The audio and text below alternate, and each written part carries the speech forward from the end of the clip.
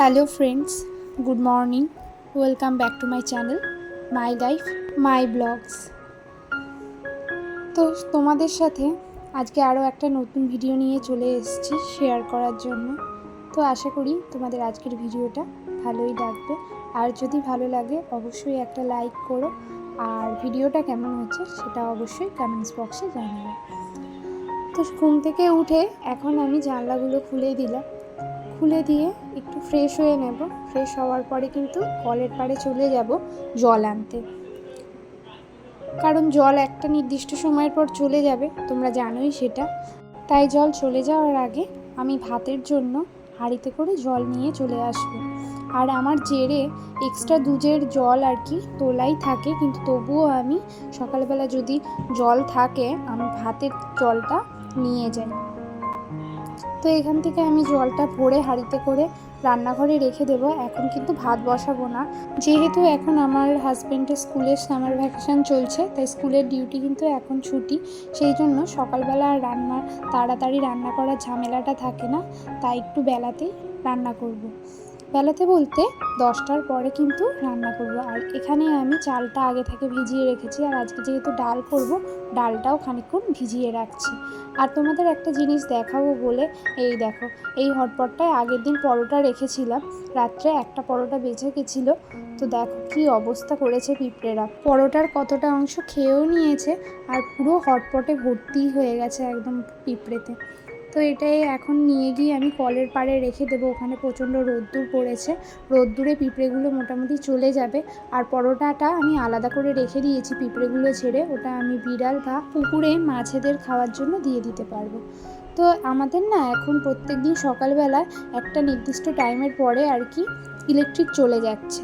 তো সেই জন্য আমি কি করলাম, ফিল্টার থেকে কয়েকটা বোতল দেখলাম খালি হয়েছে, তো বোতলগুলো জল ভরে রাখলাম। এতে করে যদি ইলেকট্রিক চলেও যায় আমার 3টে বোতল ভরা থাকবে। আর যেহেতু বাড়িতে এখন লোক সংখ্যা কম, বাপি বাড়িতে নেই, বেড়াতে গেছে, আমরা দুজন প্লাস তোজো আছে, তো 3টে বোতল ভরে রাখলে আমার কিন্তু অতটা চিন্তাও হবে না কখন ইলেকট্রিক আসবে সেই ব্যাপারে।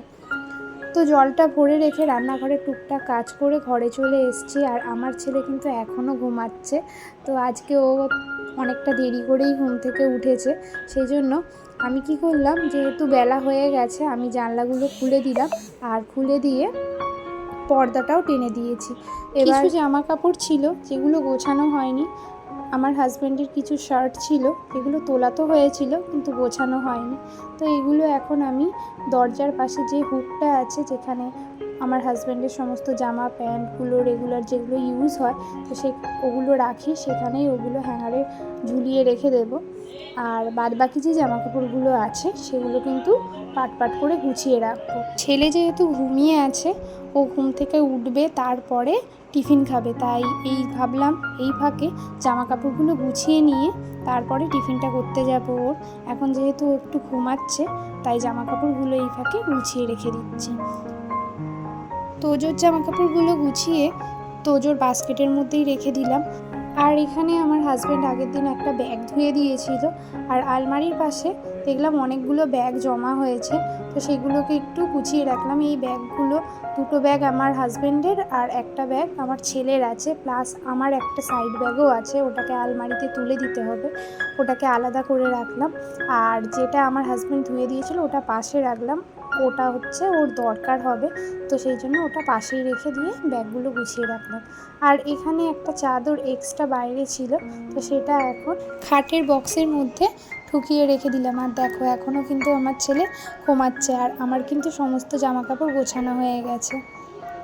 তো এরপরে চলে যাব রান্নাঘরে, টিফিনও বানাতে হবে, ছেলের টিফিন প্লাস হচ্ছে আমাদেরও টিফিন বানাবো। তবে টিফিন বানানোর আগে রান্নাঘরটা একটু ঝাড় দিয়ে নেব। সকালবেলা জল তো তুলেছিলাম রান্নার জন্য, কিন্তু রান্নাঘরটা তখন ঝাড় দেওয়া হয়নি, তো এখন ভাবলাম রান্নাঘরটা আগে ঝাড় দিয়ে নিই, তারপরে হচ্ছে টিফিনের কাজগুলো করব। তো সেই মতো রান্নাঘরটা ভালো করে ঝাড় দিয়ে নিলাম। আর যেহেতু রান্নাঘরে এখন অনেকটা সময় কাটবে, তো এই রান্নাঘরটা যদি সকালবেলা একটু পরিষ্কার পরিচ্ছন্ন থাকে দেখতে ভালোই লাগে। যদিও রাত্রিবেলা পরিষ্কারই থাকে, তবুও সকালবেলা উঠে যদি একটু ঝাড় দেওয়া যায় না, বেশ ভালোই লাগে।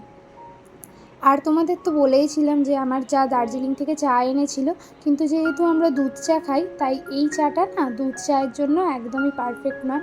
তো আমরা যে গুঁড়ো চা দিয়ে দুধ চাটা খাই, তো তার সঙ্গে কি করলাম, এই দার্জিলিং চাটা একটু মিক্সড করে নিলাম, নাহলে কিন্তু ওই চাটা পুরো পড়েই থাকবে। আর আমরা যেহেতু র চা খাই না তাই চাটা একদমই ব্যবহার হবে না। আর এখন যেহেতু মিক্সড করে নিয়েছি, দার্জিলিং চাটাও ব্যবহার হয়ে যাবে, প্লাস হচ্ছে আমাদের দুধ চাও কিন্তু খাওয়া হয়ে যাবে। তো এখানে চা বসিয়েও দিয়েছি। আর চা করতে করতে চলো তোমাদের কিছু কমেন্টস পড়েও নিই। তো আমাকে Shahana kitchen and mini blogs থেকে বলেছো আগের দিনের ভিডিও দেখে দারুণ হয়েছে, তো থ্যাংক ইউ সো মাচ। আর আমার বান্ধবীও কিন্তু হচ্ছে আমার বিরিয়ানি খেয়ে কমেন্টসে রিপ্লাই দিয়েছে, বিরিয়ানিটা দারুণ হয়েছিল। ওর নাম সুমন সর্দার। লিজাস কুকিং থেকে বলেছো লাইক দিয়ে পুরোটাই দেখে নিলাম দিদিভাই, খুব ভালো লাগলো। তো থ্যাংক ইউ। আমার ভিডিও যে তোমাদের ভালো লাগছে এটাই আমার কাছে অনেক বড় পাওনা। হ্যাঁ, আমি হয়তো খুব বড় ব্লগার নই, খুবই ছোট ব্লগার, কিন্তু তোমাদের প্রত্যেকটা কমেন্টস কিন্তু আমার খুবই ভালো লাগে। আর আমি কিন্তু এখন প্রত্যেকটা কমেন্টসেরও রিপ্লাই দিই। প্লাস হচ্ছে তোমাদের প্রত্যেকটা কমেন্টস যখন আমি পড়ি না, সত্যি মনের মধ্যে একটা আলাদা শান্তি পাই যে ভিডিও করে অন্তত কেউ তো দেখছে, প্লাস আমাকে কমেন্টস করে এটাও জানাচ্ছে যে ভিডিও কেমন হচ্ছে, এবং অনেক সময় আমাকে জরুরি কিছু টিপসও দেয়। প্লাস আমার যদি কোনো ভিডিওতে ভুল ত্রুটি হয় সেটাও কিন্তু বলে দেয়। তো ডালিয়া ব্লগ থেকে ডালিয়া লিখেছো দিদিভাই আজকের ভিডিও এডিটিং খুব সুন্দর হয়েছে, অনেক কাজ করে নিলে, মাংস রান্নাটা দারুণ হয়েছে। বিরিয়ানি করলে দিদি তোমাদের বাড়িটা কি পুকুরের ওপরে? দেখতে সুন্দর লাগে কিন্তু রিস্ক থাকে। হ্যাঁ গো, একটু রিস্ক তো অবশ্যই থাকে, বিশেষ করে বাচ্চা যখন ছোট থাকে তখন সত্যিই রিস্ক থাকে। আর আমার ছেলে হওয়ার পর থেকেই তো এই পুকুরের ওপরেই আর কি আছে। তো ও যখন খুব ছোট ছিল, এখন তো একটু বড় হয়েছে, বুঝতে শিখেছে, কিন্তু যখন ও একদম ছোট ছিল, সবে হাঁটতে শিখেছে, তখন আমি একাই ওকে সামলেছি। আর আমার শাশুড়ি মাও নেই, উনি মারা গেছেন, কিন্তু আমার সংসারটা কিন্তু অনেকটাই বড়। আমার সংসারে শ্বশুর মশাই আছেন, দাদা শ্বশুর আছে, দিদি শাশুড়িও খেতেন। তো সবার জন্য রান্না বান্না প্লাস হচ্ছে একটা ছোট বাচ্চাকে সামলানো এই পুকুরের ওপরে, তখন কিন্তু অনেকটা কষ্টের মধ্যেই তখন আমার সময়টা কেটেছিল। এখন কিন্তু অতটা আমার টেনশন চিন্তা হয় না ওকে নিয়ে, কারণ ও যেহেতু ছোটোবেলা থেকেই পুকুরের ওপরেই বড় হয়েছে, পুকুরের আশেপাশেই হচ্ছে ঘোরে, তো ও একটু বুঝতে শিখেছে এখন। তো বোঝে যে ওখানটায় দৌড়াদৌড়ি করলে সাবধানে করতে হয়, তবুও একটা টেনশান থাকেই, একদম যে নিশ্চিন্ত হয়েছি তা না, এখনও অনেক সময় টেনশান থাকে ও ওদিকে থাকলে। আর আমি যদি ঘরের ভেতরে থাকি, ও যদি বাইরে রেলিং ধরে ওখানে ঘোরাঘুরি করে, একটা টেনশন লেগেই থাকে। তবে আগের থেকে অনেকটা কম। ছোট থেকে বেশিরভাগ সময়ই আমি ওকে একাই সামলেছি, প্লাস রান্নাবান্না ঘরের কাজও কিন্তু করেছি। আর আমার ছেলেটা একটু বুঝতার, যেহেতু একা থাকে, তো একটু বুঝতার, তো সেই জন্য একটু টেনশনটা কম হয়। তবে ওই যে বললাম, পুরোপুরি একদমই টেনশন মুক্ত নই। যতই যাই হোক, ও তো বাচ্চা, আর বাচ্চারা ভুল তো করবেই, তাই না? তো ওর মধ্যেই আছি, আর কিছু করারও নেই। এখান থেকে তো বার হয়ে অন্য কোথাও হচ্ছে থাকতেও পারবো না, এটা যেহেতু আমাদের নিজস্ব বাড়ি, তো এর মধ্যেই ম্যানেজ করে আছি। তো চলো, তোমাদের সঙ্গে কথা বলতে বলতে কিন্তু আমার রান্নাবান্না করা প্লাস রান্নাঘরের কাজও কমপ্লিট হয়ে গেছে। আর এখন যেটা ভিডিওটা দেখতে পাচ্ছ, এটা কিন্তু খাওয়া দাওয়া হয়ে যাওয়ার পরের ভিডিও। খাওয়া দাওয়া করে তারপর বাড়তি তরকারি ভাত ওগুলো আলাদা জায়গায় ঢেলে রেখে বাসনগুলো গামলার মধ্যে নামিয়ে দিলাম, কাকিমা এসে মেজে দেবেন। আর বাদবাকি যে তরকারি আর ভাত ছিল ওগুলো ফ্রিজে রেখে দিয়ে এসেছি। আর আজকে না অনেকটা দেরি হয়ে গেছিলো রান্না করতে করতে, সেই জন্য গ্যাসের ওভেনটা আর কি মোছা হয়নি। তো এখন যেহেতু একটু ফ্রি টাইম আছে, তো এখনই আমি গ্যাসের ওভেনটা মুছে নিচ্ছি। আর যেহেতু ভাত তরকারি সমস্ত কিছুই ফ্রিজে ঢুকিয়ে দিয়েছি, তাই আর একবার ভালো করে কাউন্টার টপগুলো পরিষ্কার করে নিয়েছি। তো খাওয়ার পরে যদি ভাবি যে একটু শোবো, সেই উপায় কিন্তু নেই।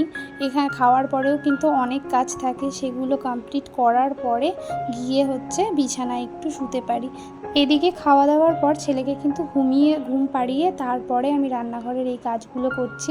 আবার অনেক সময় খাওয়া দাওয়ার পর ও একটু খানিকক্ষণ খেলাধুলো করে, আমি রান্নাঘরের কাজগুলো সমস্ত গুছিয়ে ওকে নিয়ে একেবারে শুতে যাই।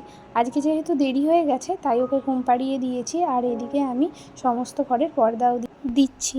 তো আজকের মতো এই পর্যন্তই। চলো টাটা, বাই।